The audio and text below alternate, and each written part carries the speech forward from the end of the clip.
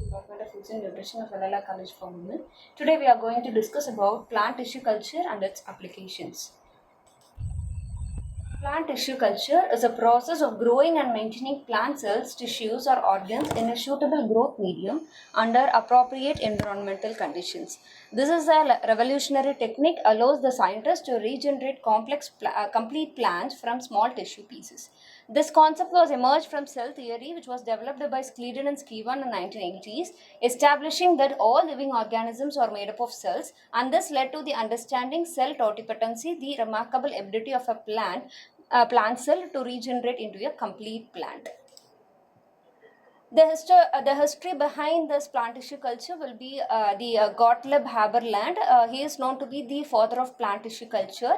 He was maintained the isolated plant leaf cells on a simple nutrient medium, laying the foundation for modern tissue culture techniques, which was followed by 1904 by Hanning. He successfully cultured almost mature embryos of crucifers, advancing the embryo culture methods.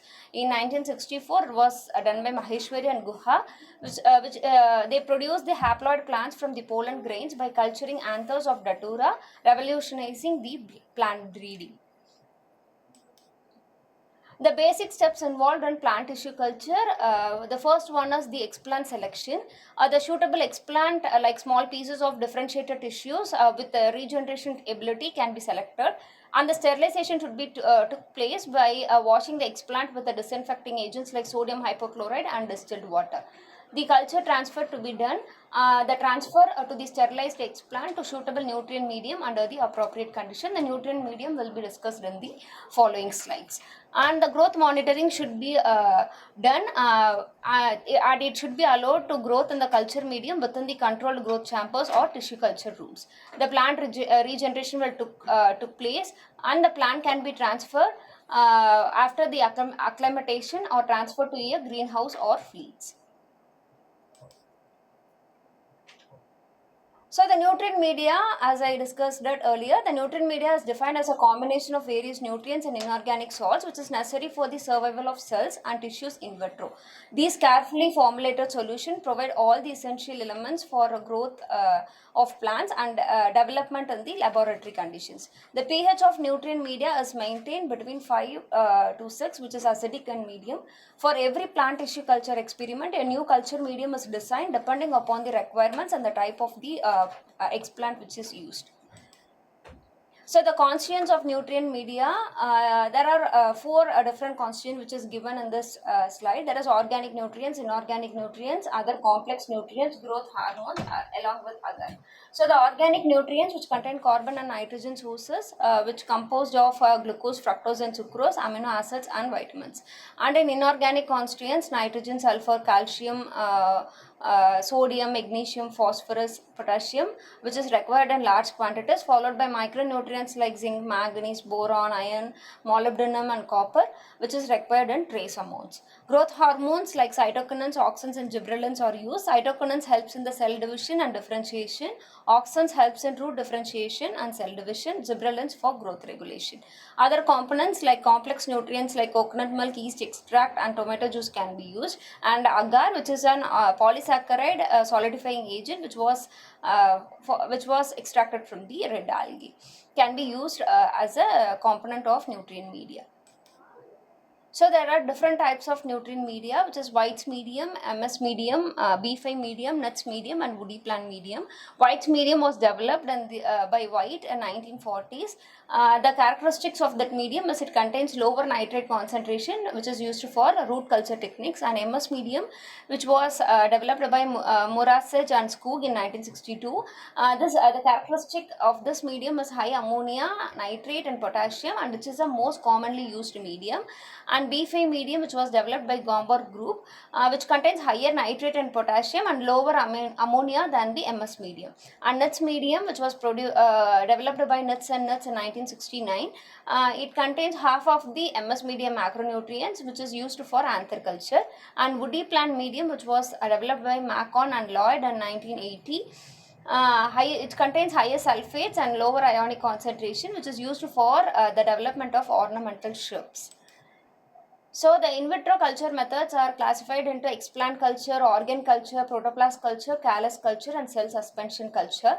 Explant culture with the culture of plant pieces like leaf, stem, cotyledon, which promotes the plant regeneration. In organ culture, the growth of specific organs like anther, ovary, and embryo of plant can be used under the control conditions. In protoplast culture, the plant cells is isolated without the cell walls for genetic manipulation, and it will utilized for the hybrids production. In callus culture, the culturing of unorganized cell masses for genetic transformation, and the plant will be regenerated from the callus. And cell suspension culture, growth of the cells which was taken place in the liquid medium for the secondary metabolite production. So these are the major 5 in vitro culture methods which is used in plant tissue culture.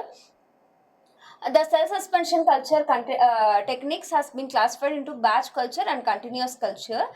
So the batch culture, the growth of cells in flask with regular transfer of small quantities to a fresh medium, which is very simple but requires frequent maintenance. But in continuous culture, which is termed to be open continuous and closed continuous culture, so the continuous culture is a removal of cell products and addition to the fresh medium. So the open continuous culture contain chemostats and turbidostat. So in chemostat, the one nutrient is utilized in lower concentration. In turbidostat, the growth has been addressed with specific turbidity. The cell suspension culture is used for genetic transformation, secondary metabolite production, in vitro mutagenesis, and mutant selection. Growth rate exceeds callus culture, requiring weekly subculturing.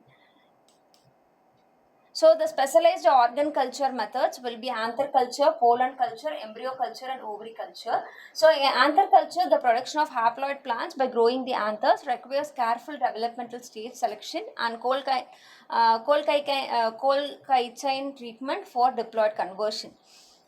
Pollen culture, formation of haploid embryos from pollens. Advantages include no callus formation and convenient for developmental studies. Embryo culture, the growth of embryos from the immature seeds, which is used for interspecific process and haploid production through distant hybridization.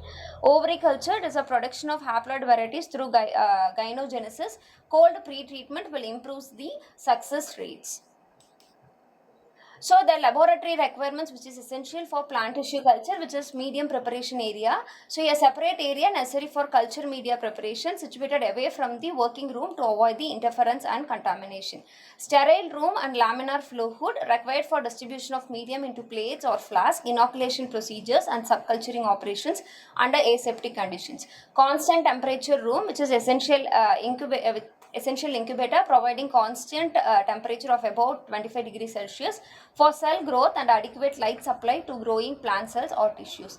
Shaker systems is essential for maintaining individual cells in suspension culture, providing agitation to break callus into small pieces and ensuring proper aeration.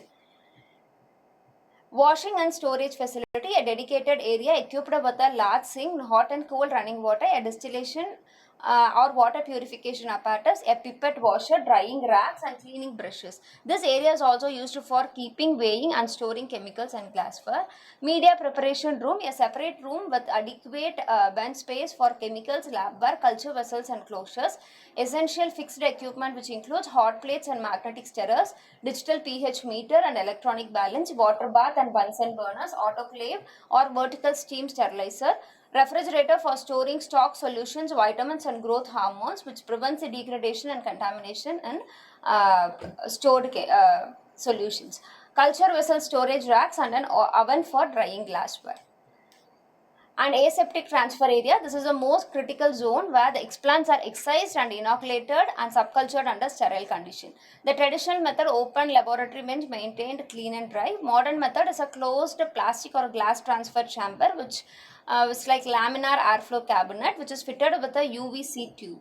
The cabinet interior is additionally wiped with 95% ethanol before use to maintain the sterility. Ancillary equipment, a well-equipped PTC laboratory additionally houses a dissection microscope, compound microscope, refrigerated centrifuge, first aid kit, autoclave, and general glassware such as Petri plates, vials, culture tubes, flask, forceps, scalpels, and needles. Culture or growth room.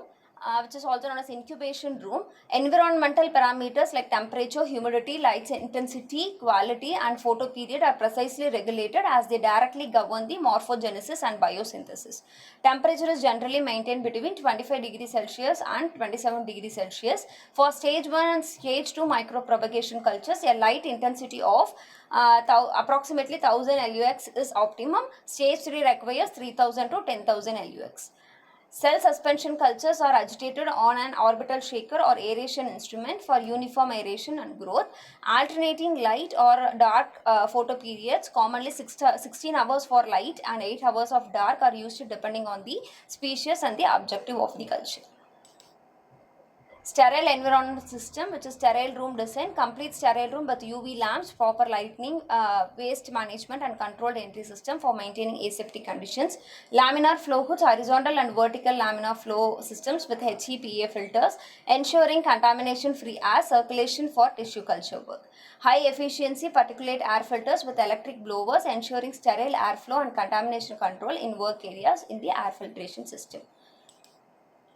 Laboratory equipment and instruments, glass vase like large flask for nutrient medium storage, conical flask for medium distribution and culture, measuring cylinders, test tubes, pipettes, petri plates, and in cutting tools, scissors, forceps, scalpels for explant preparation, aseptic transfer of explants and callus, all sterilized and autoclave before use.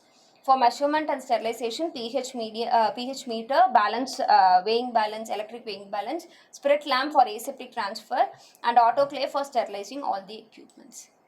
So these are the different tissue culture lab equipments which was depicted here as a picture, which includes laminar airflow, BOD incubator, tissue culture rack, plant growth chamber, autoclave, orbital shaker, hot air oven, carbon dioxide incubator, magnetic stirrer, pH meter, distilled water unit, microscope, laboratory glassware and humidity chamber. So the applications of tissue culture, micropropagation, rapid production of large numbers of identical clones and in vitro within the short duration. Pathogen elimination, raising pathogen-free plants from existing plants through meristem culture techniques, and in germplasm storage by collecting and storing of different plant species as seeds or growing plants in vitro. Somoclonal variants, that is production of genetic variants with resistance to herbicides, heavy metals and diseases. Embryo rescue, culturing immature embryos from immature fruits to overcome embryo immaturity. Haploid production, creating plants with single sets of chromosomes for breeding and crop improvement. Secondary metabolites, production of alkaloids, phenols, terpenes, flavonoids and essential oils in bioreactors. Artificial seeds with somatic embryos surrounded by nutrient medium and protective membrane, and somatic hybrids with fusion of products of protoplast from different strains or sexually incompatible species. And transgenic plants can be produced with novel genes for herbicide resistant and other traits. Genetic engineering, genetic transformation, somatic and cytoplasmic hybrid production and train transfer from wild species. The secondary metabolites can be produced, which is a valuable compounds for pharmaceutical and industrial application through specialized cultures. Plant breeding, rapid multiplication, haploid production and development of disease-resistant varieties through various culture techniques. So this plant tissue culture continues to revolutionize agriculture, biotechnology and pharmaceutical industries by providing controlled environments for plant growth, genetic manipulation and valuable compound production. Thank you. Happy learning.